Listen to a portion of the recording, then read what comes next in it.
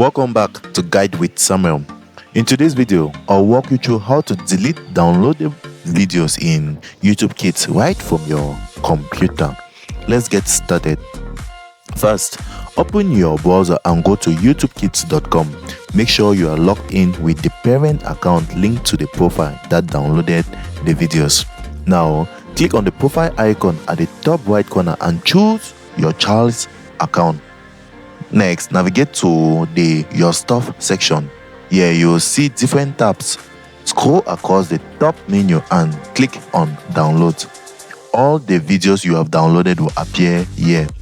To remove a single download, click the three-dot menu next to the video title, then select Delete from Download. The video will be removed immediately. Now, if you want to delete all downloads at once, here's how. Click the G icon or initials at the top right corner to access the parental settings.